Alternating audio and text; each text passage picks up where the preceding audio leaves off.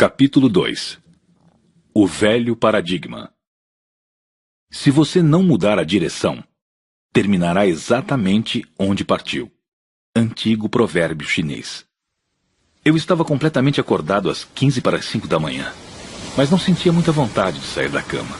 Entretanto, como sabia que Simeão estaria aguardando por mim na capela, abandonei as cobertas quentes, joguei um pouco de água no rosto e fui ao seu encontro.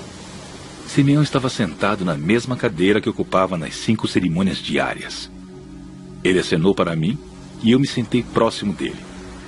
Me desculpe por tirá-lo da cama tão cedo, eu disse. Não se preocupe. Eu acordo muito cedo, John. Estou feliz por podermos passar algum tempo juntos. Perguntei ao reitor ontem se podia tomar o café da manhã com você, mas ainda não obtive resposta. Ele concordou em permitir que quebrássemos o grande silêncio antes da cerimônia das 5:30. E estou muito agradecido por isso. Ele é realmente muito bondoso, pensei. Diga-me, John, o que você tem aprendido? Muitas coisas, respondi. Aquele conceito de poder e autoridade é muito interessante. Mas, Simeão, ontem eu fiquei constrangido quando você me pegou por não estar ouvindo o que a Kim dizia. Ah, sim. Eu tenho reparado que você não ouve muito bem. O que você quer dizer com isso? Perguntei na defensiva.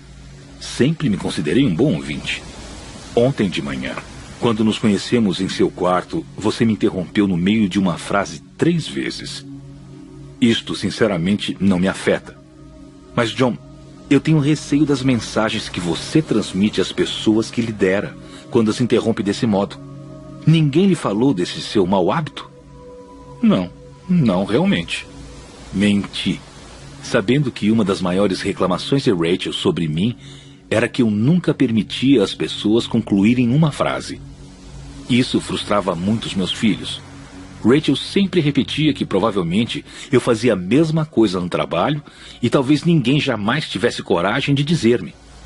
Mas certa vez no trabalho, alguém fez isso. Foi durante uma entrevista com um gerente de produção que estava se demitindo para trabalhar com um concorrente. Ele me disse que eu era o pior ouvinte que tinha conhecido. Não me importei muito com a sua colocação, pois o considerava um traidor. Mas agora, percebia que precisava repensar essa observação feita por ele. Quando você interrompe as pessoas no meio de uma frase, John, você envia algumas mensagens negativas. Número 1. Se você me interrompeu, é porque não estava prestando muita atenção ao que eu dizia, já que sua cabeça estava ocupada com a resposta. Número 2. Se você se recusa a me ouvir, não está valorizando a minha opinião. Finalmente, você deve acreditar que o que tenho a dizer é muito mais importante do que eu tenho a dizer. John, essas mensagens são desrespeitosas e, como líder, você não pode enviá-las. Mas não é assim que eu me sinto, Simeão. Retruquei. Respeito muito você. Seus sentimentos de respeito devem se expressar por meio de suas ações de respeito, John. Creio que tenho de trabalhar isso. Respondi rapidamente, desejando mudar de assunto. Fale-me de você, John. Simeão pediu como se estivesse lendo minha mente. Durante 5 minutos, relatei a Simeão uma breve autobiografia. E nos 5 minutos seguintes falei das coincidências de Simeão e do sonho recorrente. Simeão escutou atentamente, como se nada mais no mundo tivesse importância além do que eu estava dizendo. Ele me olhava diretamente nos olhos e inclinava a cabeça para demonstrar que compreendia, mas não falou sequer uma palavra até eu concluir.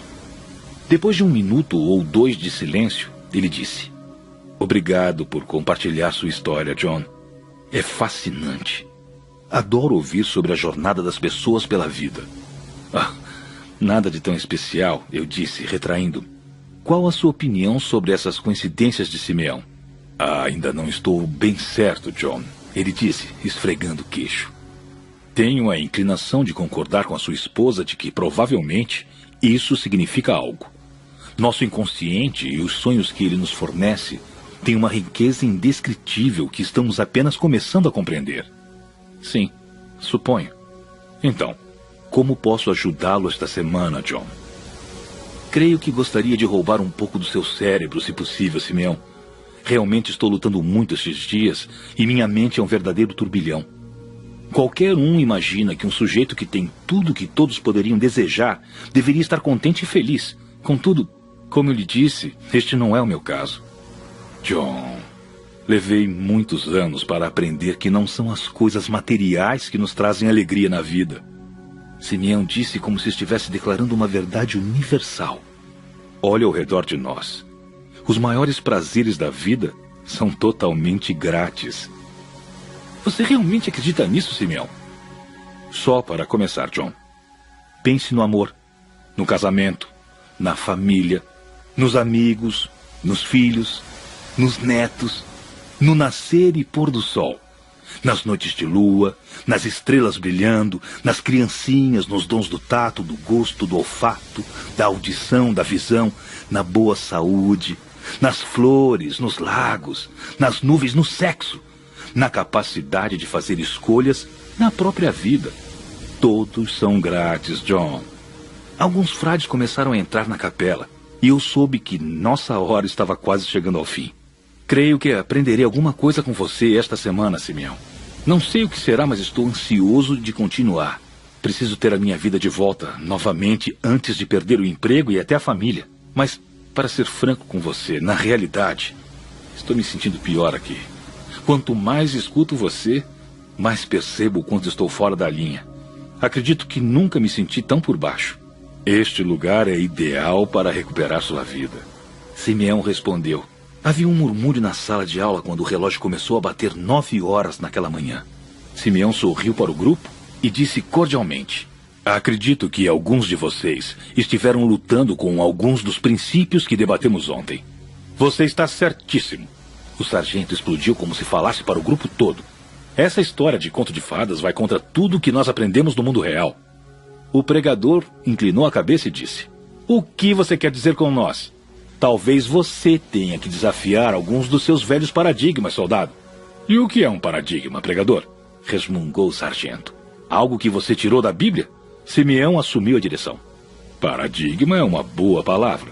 Paradigmas são apenas padrões psicológicos, modelos ou mapas que utilizamos para navegar na vida. Nossos paradigmas podem ser valiosos e até salvar vidas quando usados adequadamente.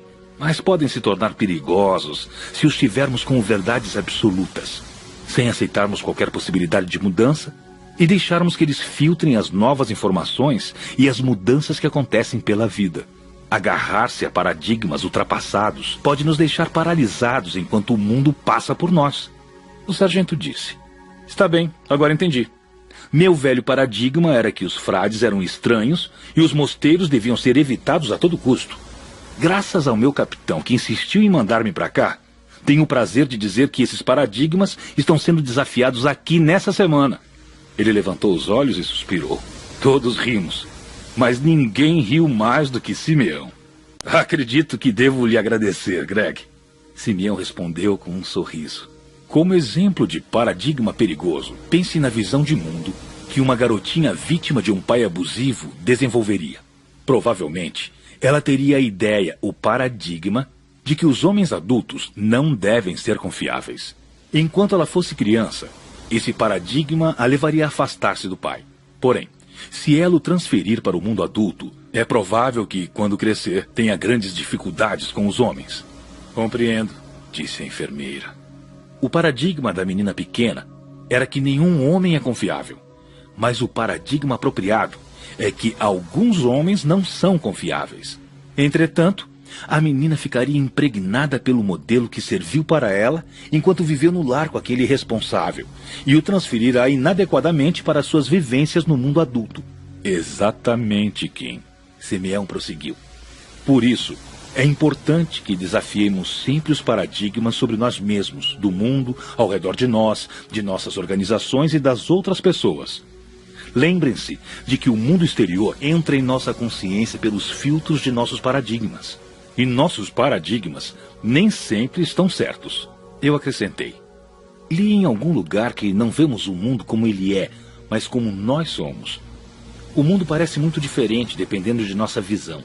Ele parece diferente se eu sou rico ou pobre, doente ou saudável, jovem ou velho, negro ou branco.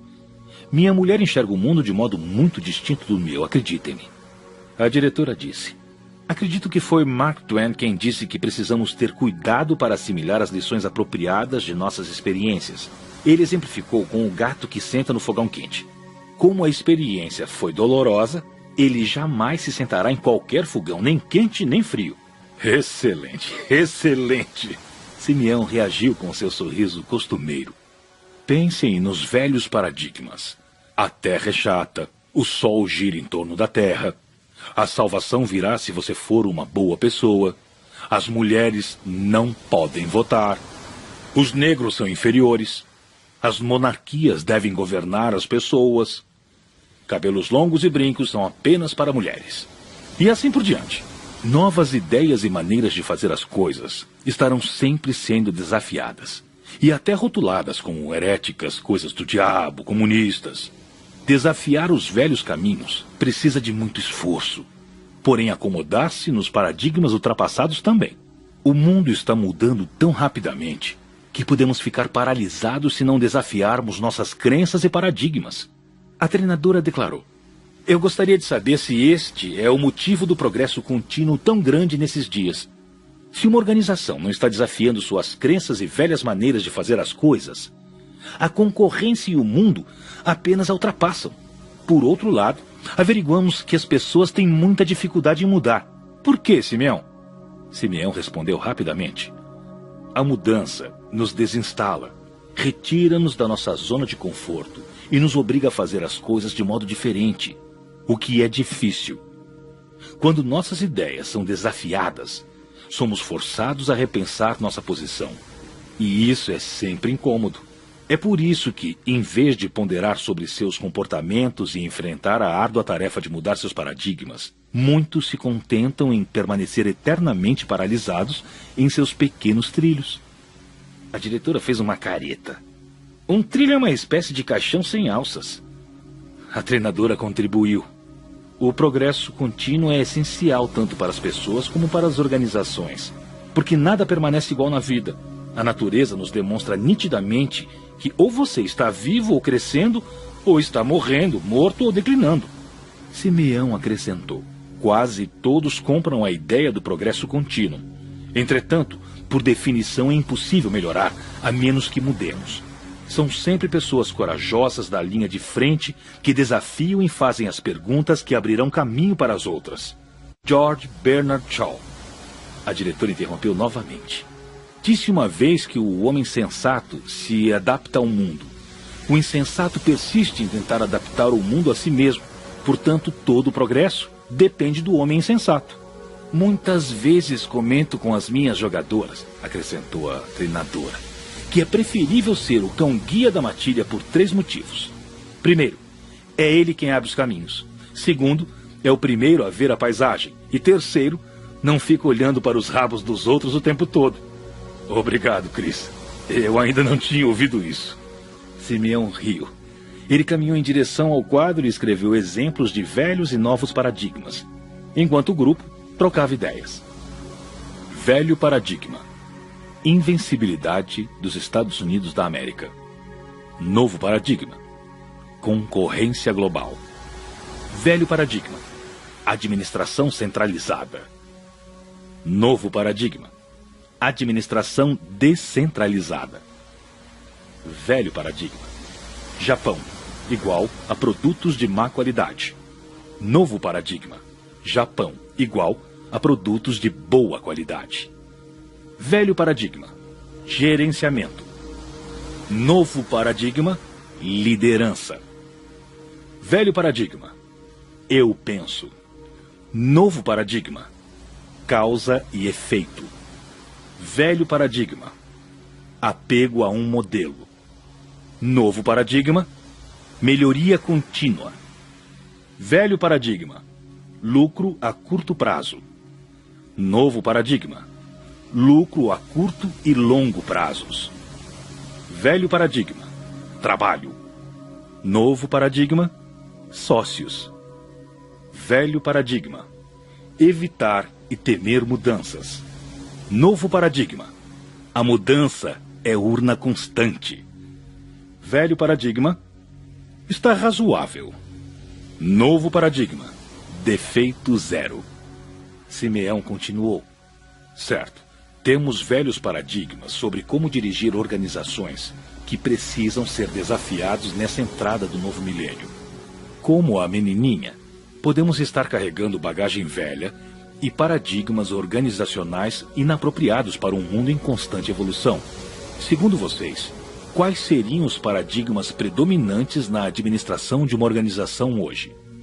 O sargento, como sempre, foi rápido. Estilo piramidal de administração. O vértice para baixo. Faça o que eu digo, se eu quiser sua opinião, eu a darei para você. Viver conforme a regra de ouro que diz: quem tem o ouro, faz as regras.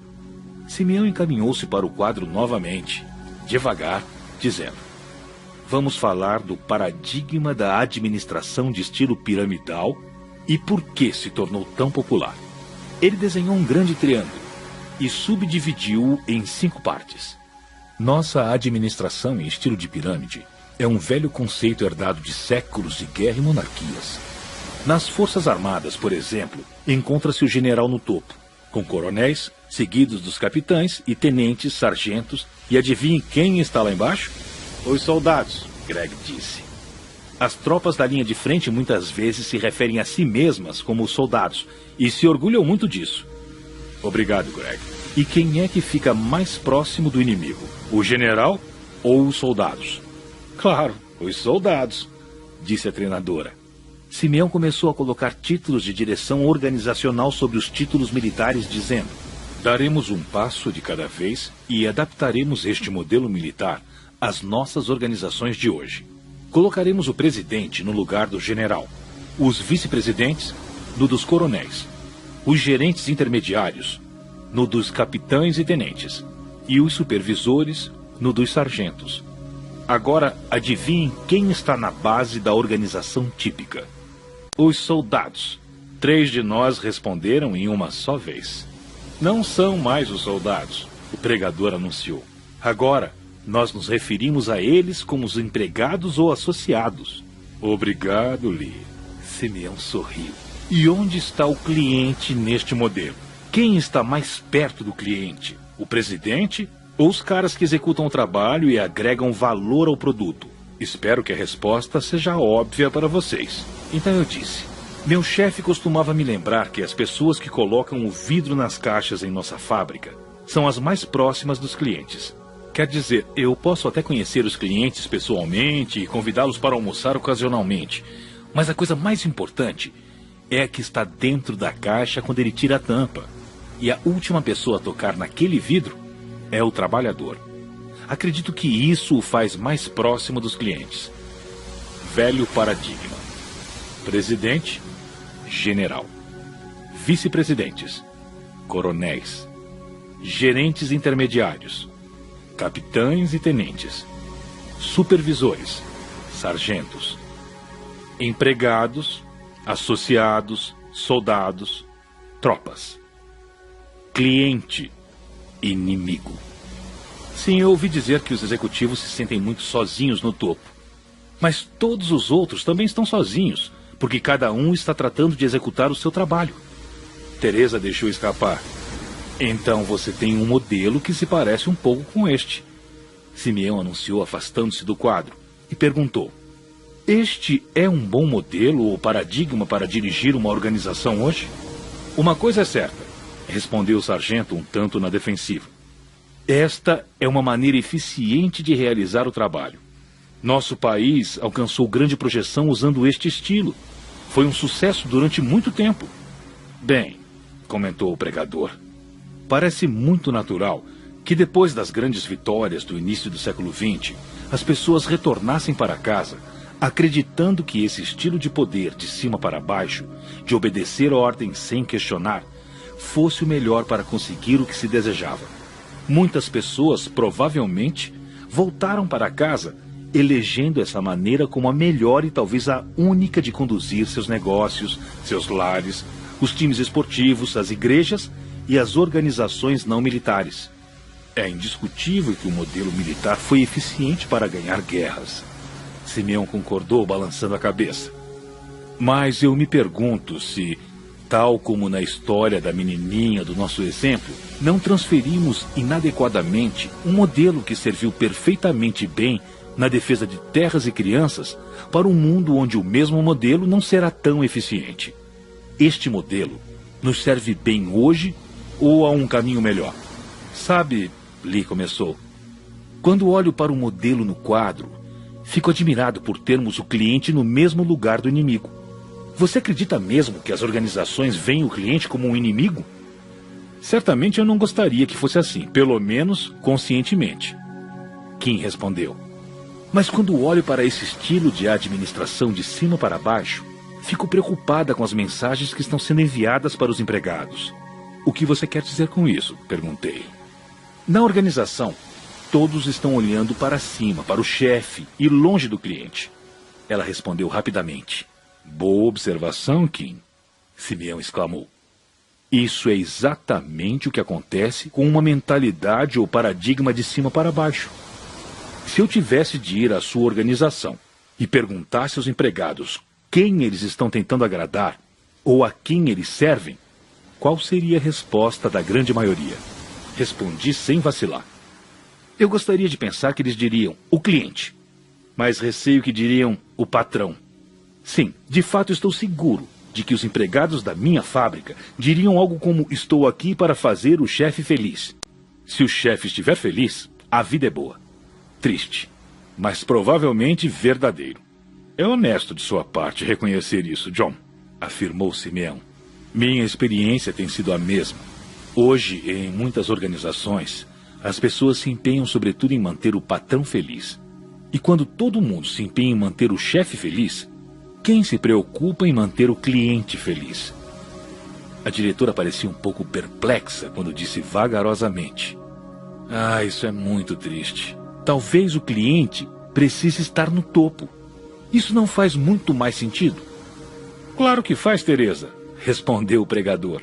Porque se o cliente não estiver sendo servido e mantido feliz, não haverá um próximo seminário, porque logo estaremos desempregados.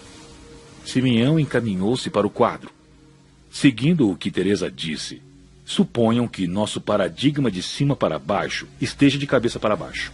Suponham que um modelo que serviu perfeitamente bem num certo tempo e local não seja apropriado hoje.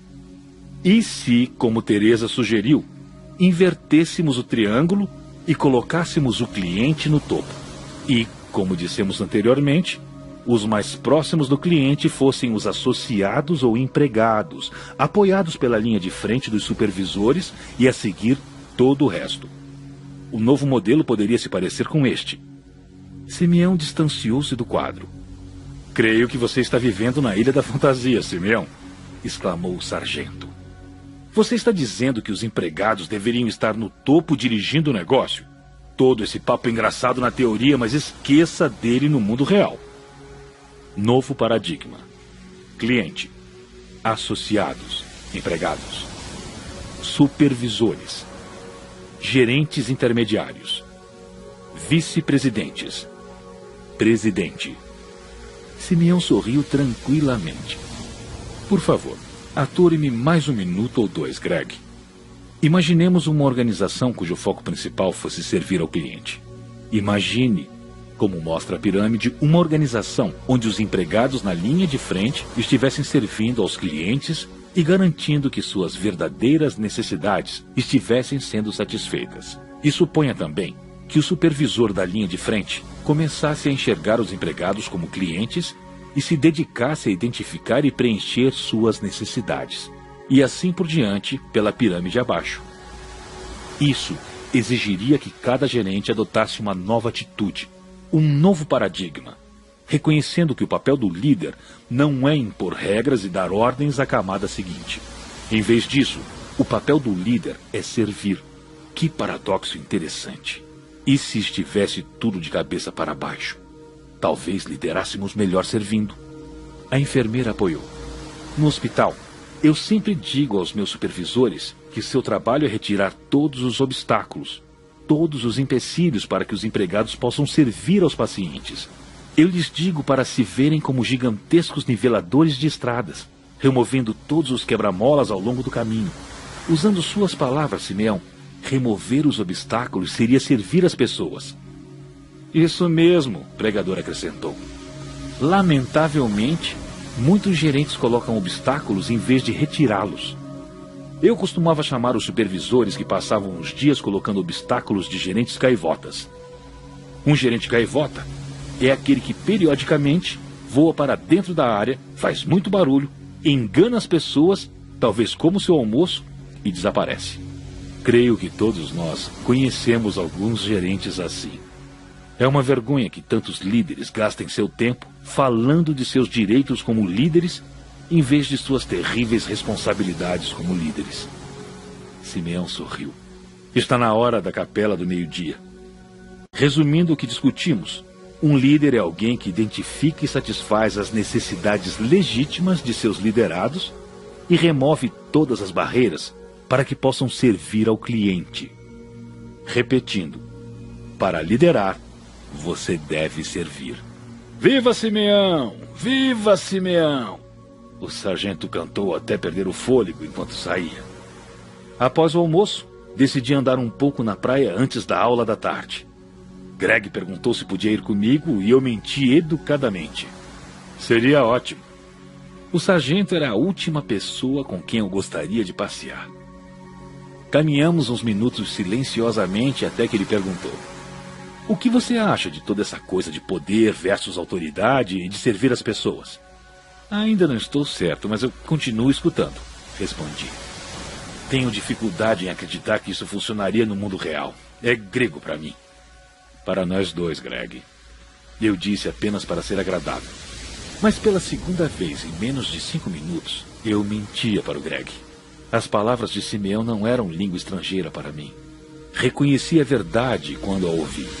Todos estavam presentes e curiosamente quietos quando o relógio tocou 2 vezes para começar nossa sessão da tarde. Antes que Simeão abrisse a boca, o sargento falou: sei que você era visto como um bom líder há alguns anos e eu respeito isso, Simeão. Mas eu não posso acreditar que você tenha conseguido sua fama dizendo aos supervisores que fizessem o que os empregados queriam. Se eu tentasse liderar as pessoas desse modo, perdoe-me, haveria uma anarquia declarada. Num mundo ideal, você pode estar certo. Porém, fazer o que as pessoas querem jamais funcionará neste mundo. Sinto muito, Greg, iniciou Simeão. Acredito que não fui claro sobre o que significa servir. Eu falei que os líderes deviam identificar e satisfazer as necessidades de seus empregados e servi-los, atendê-los. Eu não disse que eles deviam identificar e satisfazer as vontades das pessoas, ser escravos delas. Os escravos fazem o que os outros querem. Os servidores fazem o que os outros precisam. Há um mundo de diferença entre satisfazer vontades e satisfazer necessidades. E como você definiria a diferença? Greg perguntou um pouco mais calmo. Simeão não vacilou. Como pai, por exemplo, se eu deixasse que meus filhos fizessem o que quisessem, creio que nenhum de vocês gostaria de passar um tempo em minha casa. Porque as crianças estariam correndo, gritando, e teríamos uma anarquia, como você mesmo disse. Dando o que as crianças querem, estou seguro de não estar dando o que precisam. As crianças e os adultos necessitam de um ambiente com limites. Um lugar onde haja regras estabelecidas e onde as pessoas sejam responsáveis. Elas podem não querer limites e responsabilidade, mas precisam de limites e responsabilidade. Não fazemos favor a ninguém comandando lares ou departamentos indisciplinados. O líder jamais deve aceitar a mediocridade ou o segundo lugar. As pessoas precisam receber estímulo para se tornarem o melhor que puderem ser. Talvez isto não seja o que querem. Entretanto, o líder deve estar sempre mais preocupado com as necessidades do que com as vontades. Para minha surpresa, senti vontade de falar. Todos os trabalhadores de nossa fábrica querem ganhar $20 por hora. Se fôssemos pagar-lhes $20 por hora, provavelmente estaríamos falidos em poucos meses, porque nossa concorrência seria capaz de fazer o vidro muito mais barato. Se concordássemos com a reivindicação, poderíamos ter feito o que os empregados queriam. Porém, certamente, não faríamos o que eles precisavam. que é proporcionar empregos estáveis e duradouros. O sargento acrescentou: sim, acredito que é isso que os políticos fazem quando tomam suas decisões baseadas na última pesquisa Gallup. Pensam estar dando o que o povo quer, mas desconhecem o que o povo realmente precisa. Mas como você diferencia necessidades de vontades? Perguntou a enfermeira. Uma vontade, Simeão explicou, é apenas um desejo que não considera as consequências físicas ou psicológicas daquilo que se almeja. Uma necessidade, por outro lado, é uma legítima exigência física ou psicológica para o bem-estar do ser humano. Isso não é meio complicado? Kim questionou. Além disso, as pessoas são diferentes, o que faz com que tenham necessidades distintas. Embora eu acredite que há certas necessidades, como receber tratamento respeitoso, que são universais. Grande questão, Kim. Interrompi. Meu filho mais velho, John Jr., era uma criança de vontade intensa, enquanto minha filha, Sarah, era mais dócil. Certamente eles têm necessidades diferentes, e isso exigiu de nós, pais, diferentes estilos de tratamento para lidar com essas necessidades individuais. O mesmo vale para o lugar onde trabalho. Um novo empregado, sem dúvida, tem uma série de necessidades diferentes das de alguém que trabalhava há 20 anos e conhece perfeitamente suas tarefas. Pessoas diferentes têm necessidades diferentes, e por isso acredito que o líder tenha de ser flexível. Simeão prosseguiu. Se o papel do líder é identificar e satisfazer as legítimas necessidades das pessoas, nós deveríamos estar nos perguntando constantemente: quais são as necessidades das pessoas que lideram?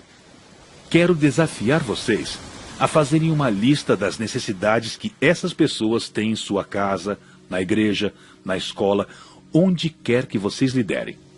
E se não conseguirem dizer quais são as necessidades dos que trabalham com vocês, perguntem-se: quais são as minhas necessidades? Isso os auxiliará a descobrir as dos outros. Greg adiantou-se. Bom, o Chuck, o operador da retroescavadeira, necessita de uma boa máquina, de ferramentas apropriadas, de treinamento, de material, de um salário justo e de um ambiente de trabalho seguro. Isso o faria feliz. Simeão retrucou. Eis um bom começo, Greg. Tudo que você disse completa muito bem as necessidades físicas do Chuck. Mas lembre-se, ele também tem necessidades psicológicas que precisam ser satisfeitas. Quais seriam essas necessidades? A enfermeira, a mais cativante dos participantes do retiro, pensei, levantou-se, dirigiu-se ao quadro e desenhou outra pirâmide. E depois disse: não acredito que estou fazendo isto, mas obedecerei a Simeão falando quando tenho vontade de falar. Queridinha do professor, gritei para ela. Para com isso, John. Não é fácil para mim, Kim contestou com um pequeno sorriso. No curso de psicologia aprendi sobre Abraham Maslow e a sua hierarquia das necessidades humanas. Creio que havia 5 níveis de necessidades, sendo o nível mais baixo comida, água e teto. O segundo, segurança e proteção, e assim por diante. A enfermeira distanciou-se do quadro antes de continuar. Se bem me recordo, as necessidades do nível mais baixo devem ser satisfeitas antes das necessidades do nível mais alto. Assim, se considerarmos o nível mais baixo, suponho que pagar um salário justo e dar os benefícios satisfariam as necessidades de comida, água e teto. As necessidades da segunda camada, segurança e proteção, exigiriam um ambiente de trabalho seguro, juntamente com o fornecimento de limites e o estabelecimento de regras e normas, como disse Simeão hoje cedo. Maslow afirma que estabelecer limites, regras e padrões é fundamental para satisfazer as necessidades de segurança e proteção. Isso nos leva a concluir que Maslow não era de modo algum adepto da permissividade dos pais. Hierarquia das necessidades humanas, de Maslow. Autorrealização, autoestima, pertencimento e amor, segurança e proteção, comida, água, moradia. Prossiga, Kim. Você está com a corda toda. Kim abriu um grande sorriso e continuou, seu nervosismo desaparecendo aos poucos. De qualquer maneira, Uma vez atendidos os 2 níveis básicos de necessidades, os sentimentos de pertencer à empresa e de ser amado tornam-se necessidades incentivadoras. Eu me recordo que isso inclui a necessidade de fazer parte de um grupo saudável, com relacionamentos acolhedores e saudáveis. Uma vez satisfeitas essas necessidades, o estímulo vem da autoestima, o que inclui a necessidade de sentir-se valorizado, tratado com respeito, apreciado, encorajado, tendo seu trabalho reconhecido, premiado e assim por diante. Você está falando da necessidade de colo, disse o sargento. Concluirei. A enfermeira prosseguiu sorrindo. Uma vez satisfeitas essas necessidades, a necessidade passa a ser de autorrealização, que muitos lutaram para tentar definir. O que concluí foi que autorrealizar-se é tornar-se o melhor que você pode ser ou é capaz de ser. Nem todos podem ser presidentes da empresa ou o melhor aluno da sala, mas todos podem ser o melhor empregado, jogador ou estudante possível. E se compreendo corretamente o que Simeão disse, o líder deve incentivar e propiciar condições para que as pessoas se tornem o melhor que podem ser. Acredito que o Chuck, da retroescravadeira, nunca será presidente da companhia. Entretanto, podemos incentivá-lo para que seja o melhor operador possível de retroescavadeira. Seja como for, isso agora soa familiar, não é, Greg? O pregador riu. Não é este o tema da canção do exército naqueles comerciais que nos levam à loucura? Vamos cantá-lo para o Greg? Para finalizar o dia, saímos pela porta marchando e cantando o jingle do exército que mencionava que as pessoas precisam atingir a própria excelência.